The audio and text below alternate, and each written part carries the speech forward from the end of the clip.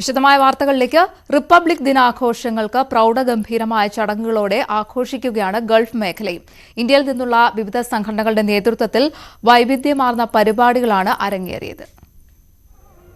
Abu Dhabi Indian embassy അങ്കണത്തിൽ Indian സ്ഥാനപതി സഞ്ജയ് സുധീർ ദേശീയ പതാക ഉയർത്തിയതോടെ റിപ്പബ്ലിക് ദിനാഘോഷങ്ങൾക്ക് തുടക്കമായി. തുടർന്ന് രാഷ്ട്രപതിയുടെ റിപ്പബ്ലിക് ദിന സന്ദേശം സ്ഥാനപതി വായിച്ചു. വിവിധ സംഘടനകളുടെ പ്രതിനിധികളും സാംസ്കാരിക വാണിജ്യരംഗത്തെ പ്രമുഖരും തൊഴിലാളികളും ആഘോഷത്തിൽ പങ്കെടുത്തു. ദേശഭക്തി ഗാനങ്ങളും മറ്റ് കലാപരിപാടികളും ആഘോഷങ്ങൾക്ക് മാറ്റുകൂട്ടി. ഇന്ത്യയിൽ നിന്നുള്ള വ്യത്യസ്ത ഉൽപ്പന്നങ്ങൾ പ്രദർശിപ്പിച്ചിരിക്കുന്ന ഇന്ത്യ ഉത്സവിന് ലുലു ഹൈപ്പർ മാർക്കറ്റുകളിൽ തുടക്കമായി. അൽ വഹദ മാളിൽ നടന്ന ചടങ്ങിൽ UAE-യിലെ ഇന്ത്യൻ സ്ഥാനപതി മുഖ്യാതിഥിയായി. ഇന്ത്യയുടെ റിപ്പബ്ലിക് ദിനാഘോഷം വേറിട്ട രീതിയിലാണ് Adam and eve medical centre ജീവനക്കാർ ആഘോഷിച്ചത്. ഇന്ത്യൻ റിപ്പബ്ലിക് ഡേയുടെ ഭാഗമായി അൽസാവി ഹെൽത്ത് കെയർ മുൻ വർഷങ്ങളിൽ ചെയ്തതുപോലെ തന്നെ ഈ വർഷവും രക്തദാനം സംഘടിപ്പിക്കുകയുണ്ടായി. സ്റ്റാഫുകൾക്ക് പുറമെ സ്വദേശികളും വിദേശികളുമായ നിരവധി ആളുകൾ രക്തദാനം ചെയ്തു. 74ാം റിപ്പബ്ലിക് ദിനാഘോഷത്തിൽ 74 പേർ രക്തം ബ്ലഡ് ബാങ്കിന് നൽകിക്കൊണ്ടാണ് റിപ്പബ്ലിക് ദിനാഘോഷത്തെ വ്യത്യസ്തമാക്കിയത്. News 18 Abu Dhabi. Indian school Buraidah republic ദിനം പ്രൗഢഗംഭീരമായി ആഘോഷിച്ചു. Saudi ministry of education activate supervisor Abdurahman Al അഷ്രിയും പ്രിൻസിപ്പാൾ ഡോക്ടർ ജമീലുദ്ദീൻ ഇക്ബാലും പതാക ഉയർത്തി. കോവിഡിന് ശേഷം നടന്ന വിപുലമായ ചടങ്ങിൽ നിന്ന് ഇന്ത്യൻ ചരിത്രത്തെക്കുറിച്ചും പ്രാധാന്യത്തെക്കുറിച്ചും പ്രിൻസിപ്പാൾ സംസാരിച്ചു. ജാവിദ് ഹസൻ, നിഷ ബിജു തുടങ്ങിയവർ സംസാരിച്ചു.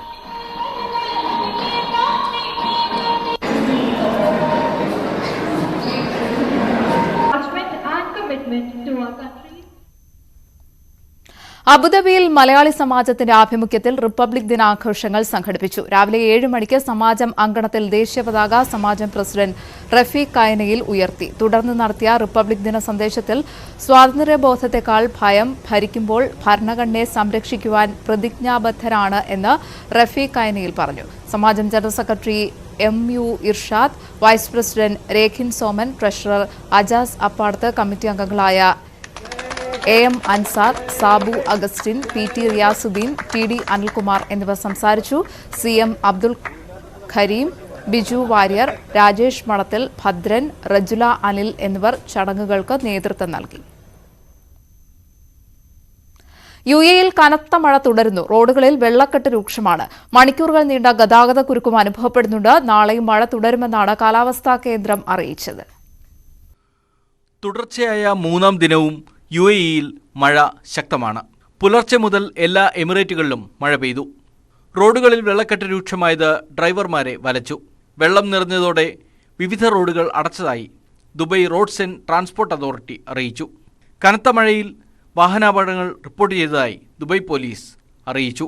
ജാഗ്രതയോടെ വാഹനമോടിക്കണമെന്ന പോലീസ് നിർദ്ദേശം നൽകിയിട്ടുണ്ട്. റാസ് അൽ ഖൈമ, ഫുജൈറ എന്നിവിടങ്ങളിലെ വിവിധ സ്കൂളുകളിൽ ഓൺലൈൻ പഠനമാണ് തുടരുന്നത്. വെള്ളിയാഴ്ച വരെ മഴ തുടരും എന്നാണ് ദേശീയ കാലാവസ്ഥാ നിരീക്ഷണ കേന്ദ്രത്തിന്റെ നിഗമനം. ക്ലൗഡ് സീഡിംഗ് മഴയുടെ തോത് വർദ്ധിപ്പിക്കാൻ കാരണമായിട്ടുണ്ട്.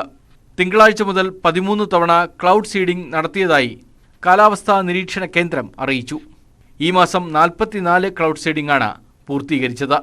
ക്ലൗഡ് സീഡിംഗിലൂടെ മഴയുടെ തോത് 25% വരെ വർദ്ധിപ്പിക്കാൻ കഴിഞ്ഞതായും ഉദ്യോഗസ്ഥർ അറിയിച്ചു. News 18 UAE. സൗദിയിൽ വിസ ലഭിക്കുന്നതിന് പുതിയ പദ്ധതി വരുന്നു. യുവർ ടിക്കറ്റ് ഈസ് വിസ എന്ന പുതിയ പദ്ധതിക്കാണ് തുടക്കമാകുന്നത്. വിസയ്ക്കു വേണ്ടി പ്രത്യേക നടപടിക്രമങ്ങൾ പൂർത്തിയാക്കുകയോ വിദേശകാര്യ മന്ത്രാലയ വെബ്സൈറ്റിനെ ആശ്രയിക്കുകയോ വേണ്ട. പുതിയ പദ്ധതിയനുസരിച്ച് സൗദി ടിക്കറ്റ് എടുക്കുന്ന യാത്രക്കാരനോട് വിസ കൂടി വേണോ എന്ന് ടിക്കറ്റിംഗ് ബുക്കിംഗ് സിസ്റ്റം ചോദിക്കും. വിസ വേണമെന്ന് മറുപടി നൽകിയാൽ 3 മിനിറ്റിനകം സിസ്റ്റം വിസ അനുവദിക്കും. വിദേശത്തു നിന്നുള്ള തീർത്ഥാടകരെയും സഞ്ചാരികളെയും ആകർഷിക്കുകയെന്നതാണ് ലക്ഷ്യം. രാജ്യത്തെത്തുന്നവർക്ക് താമസിക്കുന്നതിനും യാത്ര ചെയ്യുന്നതിനും തീർത്ഥാടന വിനോദസഞ്ചാര കേന്ദ്രങ്ങൾ സന്ദർശിക്കുന്നതിനും ആവശ്യമായ അടിസ്ഥാന സൗകര്യ വികസനം ഊർജിതമായി നടക്കുകയാണ്. 2030ഓടുകൂടി ഉംറ തീർത്ഥാടകരുടെ എണ്ണം പ്രതിവർഷം 3 കോടിയായും വിനോദസഞ്ചാരികളുടെ എണ്ണം 10 കോടിയായും ഉയർത്തുകയാണ് ലക്ഷ്യം. 45ഓളം രാജ്യങ്ങൾക്ക് ഓൺ അറൈവൽ വിസ നിലവിൽ ലഭ്യമാണെങ്കിലും അത് സുതാര്യമാക്കി എല്ലാ രാജ്യക്കാർക്കും എളുപ്പം ലഭ്യമാക്കുന്ന പദ്ധതിയാണ് your ticket is A visa എന്ന പദ്ധതി. News 18 Saudi. സന്ദർശക വിസയിൽ ഖത്തറിലേക്ക് വരുന്നവർക്കുള്ള ഇൻഷുറൻസ് പരിരക്ഷാ ഭേദഗതിക്ക് മന്ത്രിസഭയുടെ അംഗീകാരം. ഇൻഷുറൻസ് പ്രീമിയം സംബന്ധിച്ച ചില വ്യവസ്ഥകൾ ഭേദഗതി ചെയ്യാനുള്ള കരട് തീരുമാനത്തിന് കഴിഞ്ഞ ദിവസം ചേർന്ന ഖത്തർ മന്ത്രിസഭ അംഗീകാരം നൽകി. അമീരി ദിവാനിൽ പ്രധാനമന്ത്രി Sheikh Khalid bin Khalifa bin Abdul Aziz Al താനിയുടെ അധ്യക്ഷതയിൽ ചേർന്ന യോഗത്തിലാണ് നടപടി. പുതിയ ഭേദഗതികൾ എന്തൊക്കെയാണ് എന്നതിൽ വ്യക്തതയില്ല. 2022 17 നമ്പർ തീരുമാനത്തിലെ ചില വ്യവസ്ഥകൾ ഭേദഗതി ചെയ്യാനുള്ള പൊതുജനാരോഗ്യമന്ത്രിയുടെ കരട് തീരുമാനത്തിനാണ് അനുമതി നൽകിയിരിക്കുന്നത്. ആരോഗ്യ ഇൻഷുറൻസ് കാർഡിലെ വിവരങ്ങളും സ്പെസിഫിക്കേഷനുകളും അപ്ഡേറ്റ് ചെയ്യുന്നത് സംബന്ധിച്ച മന്ത്രിയുടെ കരട് തീരുമാനത്തിനും അംഗീകാരം നൽകി. ആരോഗ്യ ഇൻഷുറൻസ് സംവിധാനത്തിനായി ദേശീയ ഉപദേശക സമിതി രൂപീകരിക്കണം എന്ന തീരുമാനവും ബുധനാഴ്ച ചേർന്ന മന്ത്രിസഭായോഗം പരിഗണിച്ചു. ഇക്കഴിഞ്ഞ ഒക്ടോബറിലാണ് സന്ദർശക വിസയിൽ എത്തുന്നവർക്കുള്ള ആരോഗ്യ ഇൻഷുറൻസ് പ്രീമിയം തുക പ്രതിമാസം 50 റിയാലാക്കി വിജ്ഞാപനം വന്നത്. എത്ര ദിവസമാണോ സന്ദർശക വിസയിൽ താമസിക്കുന്നത് അത്രയും കാലത്തെ ആരോഗ്യ ഇൻഷുറൻസ് എടുക്കണം എന്നാണ് നിയമം. എമർജൻസി, അപകടം എന്നിവയ്ക്കുള്ള ചികിത്സയും അടിസ്ഥാന ആരോഗ്യ സേവനങ്ങളുമാണ് സന്ദർശകരുടെ ഇൻഷുറൻസ് പരിധിയിൽ വരുന്നത്. രാജ്യത്തെ പ്രവാസി താമസക്കാർക്കും സന്ദർശകർക്കും ആരോഗ്യ ഇൻഷുറൻസ് നിർബന്ധമാക്കിയുള്ള നിയമത്തിൽ 2021 ഒക്ടോബറിലാണ് അമീർ Sheikh Tamim bin Hamad Al താനി ഒപ്പുവെച്ചത്. ആദ്യഘട്ടത്തിൽ സന്ദർശകർക്കാണ് ഇൻഷുറൻസ് ബാധകം. വൈകാതെ രാജ്യത്തെ മുഴുവൻ പ്രവാസി താമസക്കാർക്കും ആരോഗ്യ ഇൻഷുറൻസ് നിർബന്ധമാക്കും. News 18 Doha. ഫാർമസികൾക്ക് 70% സൗദിവൽക്കരണം എന്ന റിപ്പോർട്ടുകൾ ശരിയല്ല എന്ന് സൗദി മാനവശേഷി സാമൂഹ്യ വികസന മന്ത്രാലയം വ്യക്തമാക്കി. 2 ഘട്ടങ്ങളിലായാണ് ഫാർമസികൾക്ക് സൗദിവൽക്കരണം നിർബന്ധമാക്കിയത് എന്ന് മാനവശേഷി സാമൂഹ്യ വികസന മന്ത്രാലയ വക്താവ് സഹദ് അൽ ഹമാദ് പറഞ്ഞു. ആദ്യഘട്ടത്തിൽ 20% സൗദിവൽക്കരണമാണ് നിർബന്ധമാക്കിയത്. 3 വർഷം മുൻപാണ് ആദ്യഘട്ട സൗദിവൽക്കരണം നിർബന്ധമാക്കിയത്. 1 വർഷത്തിനു ശേഷം നടപ്പിലാക്കിയ 2ാം ഘട്ടത്തിൽ 30% സൗദിവൽക്കരണം നിർബന്ധമാക്കി. അതിൽ 5ൽ കൂടുതൽ ഫാർമസിസ്റ്റുകൾ ഉള്ള സ്ഥാപനങ്ങൾക്കാണ് സൗദിവൽക്കരണം നിർബന്ധമാക്കിയത്. സൗദിവൽക്കരണ അനുപാതത്തിൽ ഉൾപ്പെടുത്തി കണക്കാക്കുന്നതിന് സൗദി ഫാർമസിസ്റ്റുകളുടെ കുറഞ്ഞ വേതനം 7000 റിയാലായി നിർണയിച്ചിട്ടുണ്ട് എന്നും സഹദ് അൽ ഹമാദ് പറഞ്ഞു. ബഹിരാകാശ യാത്രികൻ സുൽത്താൻ അൽ നയാദിയുടെ ബഹിരാകാശ നിലയത്തിലേക്കുള്ള യാത്ര ഫെബ്രുവരി 26-ന് 6 മാസത്തെ തയ്യാറെടുപ്പുകൾ പൂർത്തിയാക്കിയതായ സുൽത്താൻ അൽ നയാദി ഫ്ലോറിഡയിലെ കെനഡി സ്പേസ് സെന്ററിൽ നിന്നാണ് UAE ദൌത്യത്തിന്റെ വിക്ഷേപണം നടക്കുക. കൃത്യം 1 മാസത്തെ കാത്തിരിപ്പ്. ബഹിരാകാശ നിലയത്തിൽ അറബി യാത്രികനെ എത്തിക്കാനുള്ള UAEയുടെ സുപ്രധാന ദൌത്യം അടുത്ത മാസം 26-ന് നടക്കും. ദൌത്യത്തിനായി തയ്യാറെടുപ്പുകൾ പൂർത്തിയാക്കിയതായി സുൽത്താൻ അൽ നയാദി പറഞ്ഞു. ദൌത്യത്തെ ഏറെ ആവേശത്തോടെയാണ് നോക്കിക്കാണുന്നതെന്നും അദ്ദേഹം വ്യക്തമാക്കി. നാസിയുടെ കോഴ്സ് ഉൾപ്പെടെ 3 വർഷത്തെ പരിശീലനം പൂർത്തിയാക്കിയാണ് അൽ നയാദി ചരിത്രദൌത്യം ഏറ്റെടുത്തിരിക്കുന്നത്. ഫ്ലോറിഡയിലെ കെന്നഡി സ്പേസ് സെന്ററിൽ നിന്നാണ് വിക്ഷേപണം നടക്കുക. സ്പേസ് എക്സ് സംഘത്തിനൊപ്പമാണ് സുൽത്താൻ അൽ നയാദിയുടെ യാത്ര. Crew commander Stephen Bowen, pilot Warren Hoburg, Russian ബഹിരാകാശ യാത്രികൻ ഫെഡ്ഡേറ്റ് എന്നിവരാണ് ദൌത്യസംഘത്തിൽ ഉള്ളത്. സംഘത്തലവൻ സ്റ്റീഫൻ ബോവർ ഒഴികെ മറ്റെല്ലാവരുടെയും ആദ്യ യാത്രയാണിത്. 6 മാസത്തെ ദൌത്യത്തിൽ നിരവധി പരീക്ഷണങ്ങളും ഗവേഷണങ്ങളുമാണ് സംഘം നടത്തുക. സുൽത്താൻ അൽ നയാദിയും ഗവേഷണങ്ങളുടെ ഭാഗമാകും. UAEയിലെ സർവകലാശാലകളിൽ നിന്നുള്ള 20ഓളം പരീക്ഷണങ്ങളും സുൽത്താൻ അൽ നയാദി നടത്തും. News 18 UAE. കേളി കലാ സാംസ്കാരിക വേദിയുടെ 22ാം വാർഷികം കേളി ദിനം 2023ന്റെ ഭാഗമായി സംഘടിപ്പിച്ച കൊക്കക്കോള കേളി മെഗാ ഷോ ജനപങ്കാളിത്തം കൊണ്ട് ശ്രദ്ധേയമായി. പ്രശസ്ത പിന്നണി ഗായിക റിമി ടോമിയും സംഘവും സംഗീത വിരുന്നൊരുക്കി.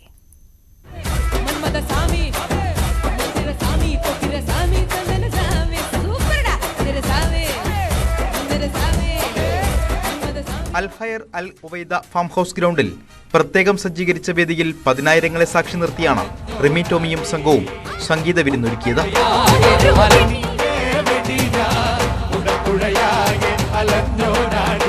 റിമി ടോമിയോടൊപ്പം ശ്രീനാഥ്, ശ്യാം പ്രസാദ്, നിഖിൽ രാജ് തുടങ്ങിയവർ അവതരിപ്പിച്ച സംഗീത നിശ റിയാദിലെ പ്രവാസി സമൂഹത്തിന് വ്യത്യസ്ത അനുഭവമായി.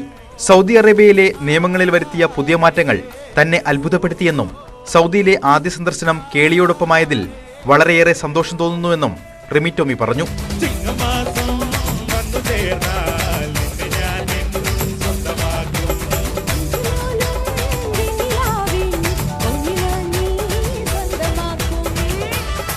കേളിയുടെ 22 വർഷത്തെ ചരിത്രം ഹ്രസ്വചിത്രമായി വേദിയിൽ പ്രദർശിപ്പിച്ചു. കേളി മുഖ്യരക്ഷാധികാരിയും സെക്രട്ടറിയും ലോക കേരള സഭ അംഗവുമായ KPM സാദിഖ്, കേളി പ്രസിഡന്റ് സെബിൻ ഇക്ബാൽ, സെക്രട്ടറി സുരേഷ് കണ്ണപുരം തുടങ്ങിയവർ സംസാരിച്ചു. കേരളത്തിലെ തെരഞ്ഞെടുത്ത ജില്ലകളിലെ പാലിയേറ്റീവ് പ്രവർത്തനങ്ങൾക്ക് ഊർജം നൽകുന്ന കേളിയുടെ പുതിയ പദ്ധതിയുടെ പ്രഖ്യാപനവും ചടങ്ങിൽ നടന്നു.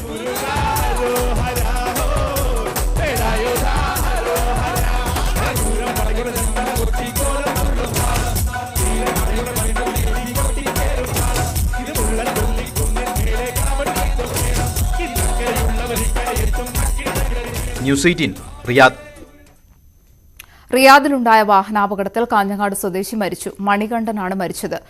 മുസാമിയയിൽ നിന്ന് റിയാദിലേക്കുള്ള യാത്രയ്ക്കിടെ വാതിലബലിലായിരുന്നു അപകടം. ചാറ്റൽ മഴയിൽ വാഹനം റോഡിൽ നിന്ന് തെന്നിമാറി മറിയുകയായിരുന്നു. കഴിഞ്ഞ 8 വർഷമായി ബദിയയിൽ ഹൌസ് ഡ്രൈവർ ആയി ജോലി ചെയ്തു വരികയായിരുന്നു മണികണ്ഠൻ. കാഞ്ഞങ്ങാട് ബാത്തൂർ വീട്ടിൽ പരേതനായ കണ്ണൻ, കുഞ്ഞമ്മ ദമ്പതികളുടെ മകനാണ്. മൃതദേഹം നാട്ടിലെത്തിക്കാൻ പ്രവർത്തനങ്ങൾ തുടരുകയാണ് എന്ന് കേളി കലാസാംസ്കാരിക വേദി ജീവകാരുണ്യ വിഭാഗം അറിയിച്ചു. ഇനി ഇന്നത്തെ വിനിമയ നിരക്ക്. UAE ദിർഹം 22 രൂപ 18 പൈസ, സൗദി റിയാൽ 21 രൂപ 70 പൈസ, കുവൈറ്റി ദിനാർ 266 രൂപ 86 പൈസ, ഖത്തർ റിയാൽ 22 രൂപ 38 പൈസ, ഒമാനി റിയാൽ 211 രൂപ 59 പൈസ, ബഹ്റൈനി ദിനാർ 216 രൂപ 9 പൈസ.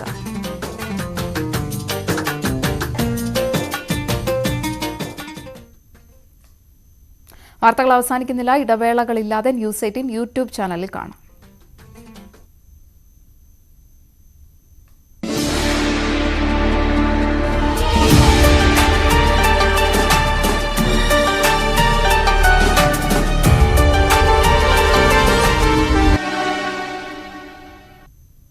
റിപ്പബ്ലിക് ദിനം ആഘോഷിച്ച് രാജ്യം.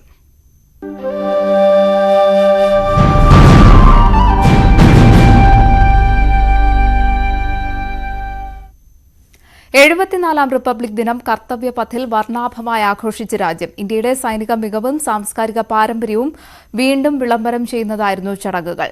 നാരീശക്തി പ്രമേയമാക്കി കേരളം അവതരിപ്പിച്ച ഫ്ലോട്ടും അഭിനന്ദനം നേടി.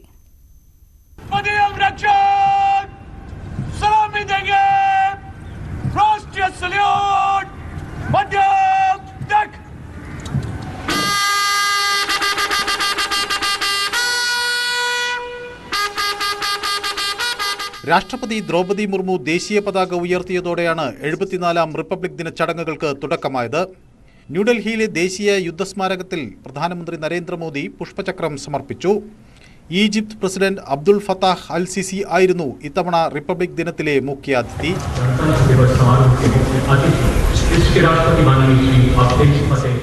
His Excellency Abdel Fattah al-Sisi, the President of the Arab Republic of Egypt, and we warmly welcome them.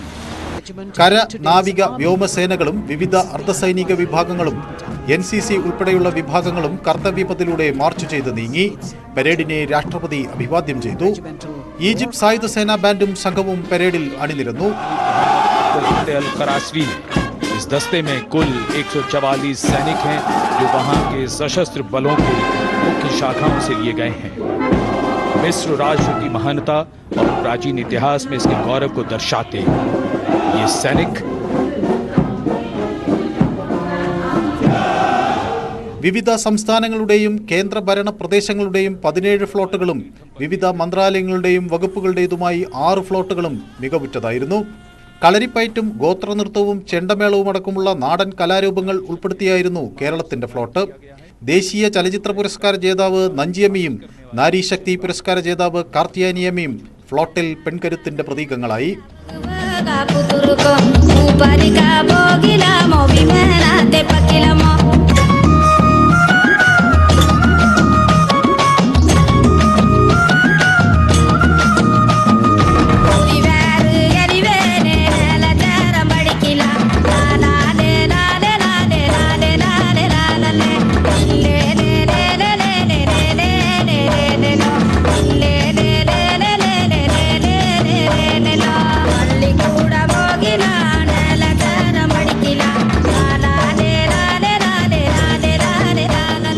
യുദ്ധവിമാനങ്ങളും പരേഡിൽ ശേഷി പ്രകടമാക്കി. ദേശസ്നേഹം സ്മരിക്കുന്ന നിമിഷങ്ങളായിരുന്നു 74ാം റിപ്പബ്ലിക് ദിനാഘോഷം.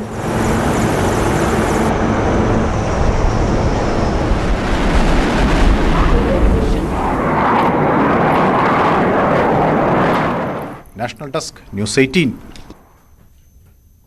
റിപ്പബ്ലിക് ദിനത്തിൽ സംസ്ഥാനത്ത് വിപുലമായ ആഘോഷം. തിരുവനന്തപുരം സെൻട്രൽ സ്റ്റേഡിയത്തിൽ ഗവർണർ ആരിഫ് മുഹമ്മദ് ഖാൻ ദേശീയ പതാക ഉയർത്തി. സൈനിക, പോലീസ് വിഭാഗങ്ങളും അശ്വാരൂഢ സേനയും ഉൾപ്പെടെ പരേഡിൽ അണിനിരന്നു. കേന്ദ്ര സംസ്ഥാന സർക്കാരുകളുടെ നേട്ടങ്ങൾ എടുത്തു പറഞ്ഞുകൊണ്ടായിരുന്നു ഗവർണറുടെ റിപ്പബ്ലിക് ദിന പ്രസംഗം. ഗവർണർ ഡേ അറ്റ് ഹോമിൽ കുടുംബത്തോടൊപ്പം പങ്കെടുത്ത് മുഖ്യമന്ത്രി പിണറായി വിജയൻ. സ്പീക്കർ അടക്കമുള്ള പ്രമുഖരും ചായസൽക്കാരത്തിന് എത്തി. ഗവർണറുടെ ക്രിസ്മസ് വിരുന്ന് മന്ത്രിസഭ ഒന്നടങ്കം ബഹിഷ്കരിച്ചിരുന്നു. 2020 അവസാനമായി അറ്റ് ഹോം നടന്നത്. ഗവർണർ സർക്കാർ ബന്ധം മെച്ചപ്പെട്ടതിന്റെ ഭാഗമായാണ് വിരുന്നിൽ പങ്കെടുക്കാൻ മുഖ്യമന്ത്രി തീരുമാനിച്ചത്. ആനന്ദ് അംബാനിയും പ്രതിശ്രുത വധു രാധിക മർച്ചന്റും ഗുരുവായൂർ ക്ഷേത്ര ദർശനം നടത്തി.